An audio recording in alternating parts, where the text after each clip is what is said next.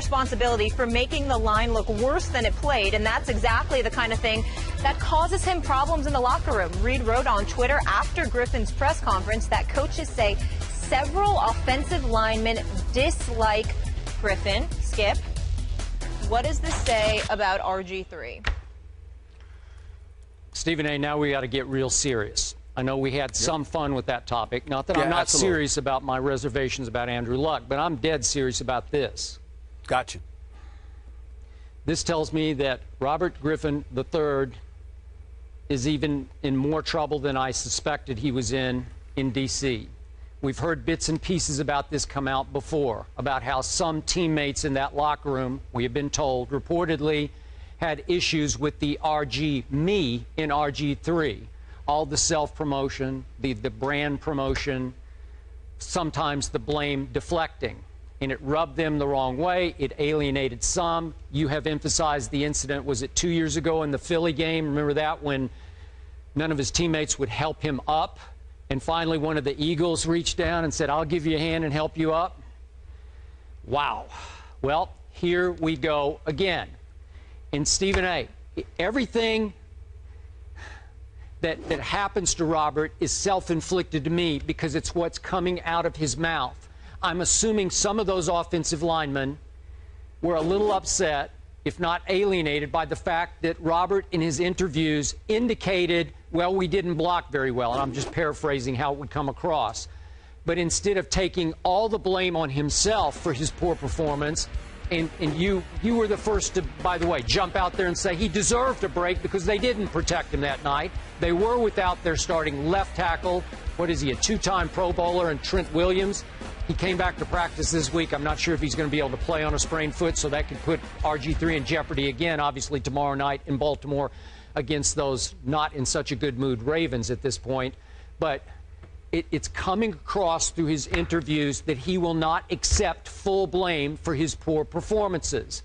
That can be, as you well know from all the teams that you have covered, that can be lethal in a locker room. Everything keeps coming back to what Robert says. I keep saying, stop talking. You need to put your, so to speak, money where your mouth is, your performance where your mouth is. You need to let your actions speak. From here on, you don't need to speak much at all. But he insists on speaking, even though they're trying to curtail it to just once a week. Yep. And yet, in his once this week, Stephen A., I'm probably reading between the lines, but Robert threw out this cryptic reference to how he didn't even know he had a concussion, that he went in after he got hurt, and they pulled him finally after he got rocked. He said, I took a shower and I was preparing to watch the rest of the game in the locker room, and they came in and told me, oh, we need to enforce the concussion protocol here. And he dropped the hint publicly that they say I had a concussion when maybe I didn't have a concussion. It's always Robert versus the head coach, Robert versus the executives, whoever it is. It's always drama, daily drama and crisis with RG3 instead of daily performance by RG3.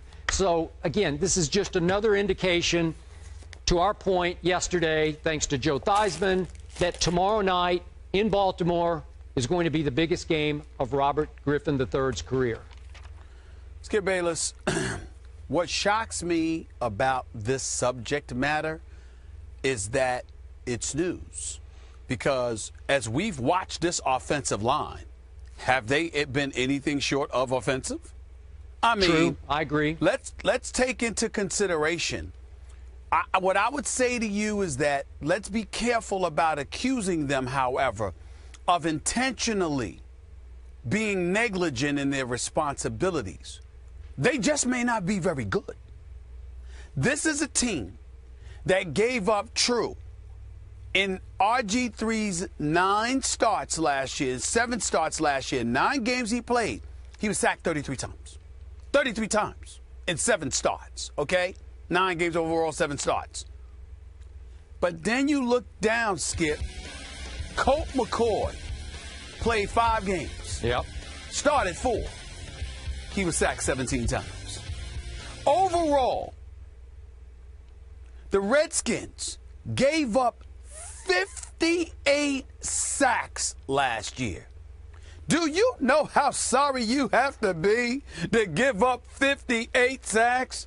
I don't care if the quarterback is holding on to the ball too long because he's shopping for Christmas presents, sitting there ordering Thanksgiving dinner to be catered, chilling out, calling his woman and saying, "What's up, baby? I miss you." I don't care what he's doing. 58 sacks?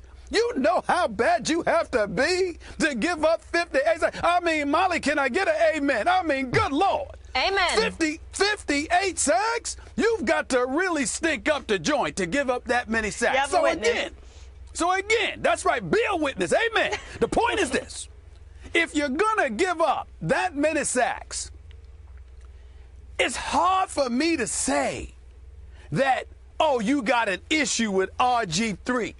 You might just have an issue with doing your job because it's just too damn challenging because you clearly ain't good at it as a unit. Now, when it comes to RG3, you're right, Skip Bayless.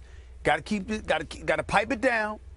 Got to understand that when you are the quarterback and you are the leader, you got to take blame even when it ain't yours to take. That's right. Because that's what leaders do. That's right. He does have to understand that. Yep. He has to grow. He has to recognize that, look, people going to say stuff. You just got to eat it. You just got to take it. Yep. There's nothing you can do about it, period. I don't blame him one bit, Skip, for speaking up for himself when there are those who attack him personally, like personally lying about his character, lying about his actions off the field or something along those lines. That's different. No, you can't let that happen if you can avoid it. You got to speak up for yourself. But when it comes to issues on the football field, he's got to eat it. That's what he has to learn to do. But I don't think that we're in a position to accuse the offensive line of being, of messing up on purpose when it comes to RG3. They just stink. And we ain't talking about Trent Williams, of course, but he is a part of that line. But they just stink. They have to do a better job. It's that simple. Okay, I hear you, but I think we're together on this bottom line point. If you're the quarterback, you can't even suggest publicly that they stink. It Totally. won't fly in the locker room. It does you zero good to even suggest that they're not very good. So we have to take that into account. His best friends on the team should be his offensive line. He should be treating them to dinner. He should be inviting them over for dinner. He should be buying them watches. He should be Christmas shopping for them.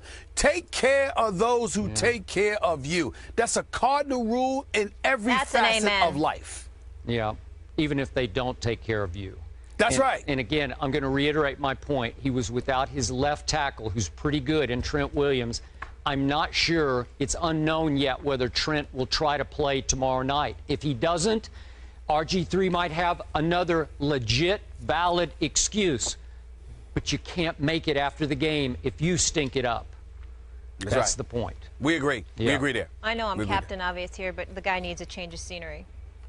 I agree with RG3 versus everybody. That should be the T-shirt. Is that game on national TV Saturday? Do we know? Yeah, I think so. Saturday, 7:30. Okay. If it's not, I'm still gonna find it. Yes, we will find it. Not. I looked, right. but I could be wrong. We'll try against the Ravens. We'll all be watching that one.